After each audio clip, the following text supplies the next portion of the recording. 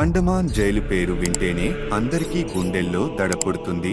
British వారు పరిపాలించే కాలంలో ఈ జైలు అతి భయంకరమైన జైలుగా పేరుగాంచింది. ఈ అండమాన్ జైలులోనే దేశ స్వాతంత్ర సమర వీరులను అత్యంత క్రూరంగా శిక్షను విధించారు. ఇక్కడ శిక్షలు చాలా కఠినంగా ఉంటాయి. రోజు వందల్లో శిక్ష పడిన ఖైదీలు చనిపోయేవారు. ఇటువంటి భయంకరమైన జైలు గురించి ఇప్పుడు మనం తెలుసుకుందాం. బంగాళాఖాతం సముద్ర జలాల మీద తేలుతున్నట్లు ఉండే 2 ద్వీప సముదాయాలే అండమాన్ నికోబార్ దీవులు. 8073 కిలోమీటర్లు విస్తరించి ఉండే ఈ భూభాగంలో అండమాన్కు పోర్ట్ బ్లెయిర్ రాజధానిగా ఉంది. అండమాన్ నికోబార్లో జర్వస్ అనే ఆదివాసులు మాత్రమే నివాసం ఉండేవారు. తరువాత ఈ దీవులు కొంతమంది చక్రవర్తుల చొరవతో ప్రపంచానికి తెలిసింది. చోళులు, మరాఠీలు, ఆంగ్లేయులు ఈ దీవులను తమ ప్రయాణం కోసం అలాగే తమ అవసరాలు తీర్చుకోవడం కోసం ఉపయోగించుకున్నారు. కానీ బ్రిటిష్ వాళ్లు మాత్రం సామాన్య ప్రజలకు దూరంగా ఖైదీలకు శిక్ష వేయడానికి ఈ దీవులను ఉపయోగించుకున్నారు. బ్రిటిష్ వారికి వ్యతిరేకంగా పోరాడిన స్వాతంత్ర సమరయోధులను మరియు ఉద్యమకారులను ఈ అండమాన్ జైలులో ఖైదీలుగా నిర్బంధించారు. కొంతమంది ఖైదీలుగా ఉన్నవారు సముద్రంలో ఈదుకుంటూ వచ్చే సాహసం చేసేవారు. దీని కారణంగా బ్రిటిష్ ప్రభుత్వం అక్కడ సెల్యులార్ జైలును నిర్మించింది. ఈ సెల్యులర్ జైలు లోపల చుట్టూ చీకటి గదులు ఉంటాయి. దీనివల్ల ఇక్కడ ఖైదీలుగా బంధింపబడిన వారు తుది శ్వాస విడిచే వరకు నరకం అనుభవించి చనిపోతారు. అండమాన్ చుట్టూ సముద్రం మధ్యలో చిన్న చిన్న ద్వీపాలు, భయంకరమైన అడవులు ఉంటాయి. ప్రపంచంతో ఏమాత్రం సంబంధం లేకుండా ఉండే ఈ దీవి భయంకరమైన కారాగార కేంద్రంగా నిర్మించబడింది. ఖైదీలు ఎవరైనా సాహసం చేసి సముద్రంలో దూకి తప్పించుకునే ప్రయత్నం చేస్తే ఆ సముద్రంలో ఈదలేక చనిపోతారు. ఒకవేళ సముద్రం ఒడ్డుకు చేరుకున్న కూడా అక్కడ ఉండే భయంకరమైన విష సర్పాలు, జంతువుల చేతిలో చనిపోతారు.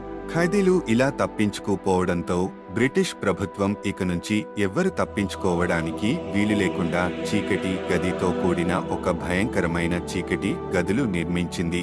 ఒక్కో గదిలో ఒక్కొక్క ఖైదీ మాత్రమే ఉంటాడు.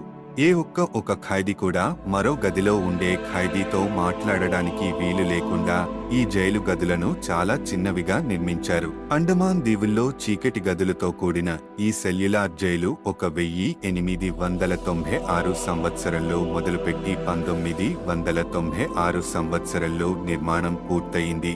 బర్మా నుండి తెప్పించిన ముదురు, ఎరుపు రంగు మరియు ఊదా రంగు ఇటుకలను తెప్పించి జైలును నిర్మించారు. దీని కారణంగా ఈ జైలు నిర్మాణం చాలా భయంకరంగా కనిపిస్తుంది. ప్రతిరోజు ఉదయం 6 గంటలకు మాత్రమే జైలులో ఉన్న చీకటి గదులు తలుపులు తెరవబడేవి.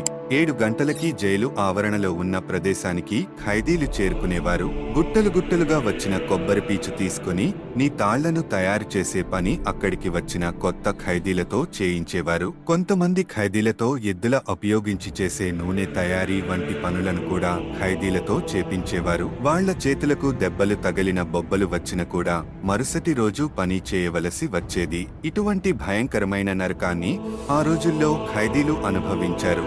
భారతదేశానికి స్వాతంత్ర్యం లభించిన తరువాత ఈ జైలులో ఉండే 2 భాగాలు పూర్తిగా కూల్చివేశారు. సెల్యులార్ జైలు ఆవరణలో 1963లో ఒక వైద్యశాల కట్టించారు. ప్రస్తుతం ఇక్కడ 40కి పైగా డాక్టర్లు వైద్య సేవలను అందిస్తున్నారు.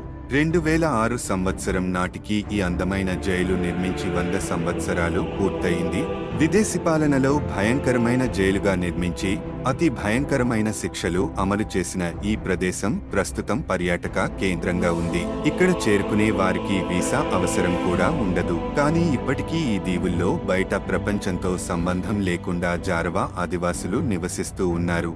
మనకు తెలియకుండా ప్రపంచంలో ఎన్నో విషయాలు దాగి ఉన్నాయి. మీకు గనక ఇటువంటి ఆసక్తికర విషయాలు తెలుసుకోవాలి అనుకుంటే కింద కామెంట్ రూపంలో తెలియజేయండి. అలాగే ఫోటో స్టూడియోని అనుసరించండి.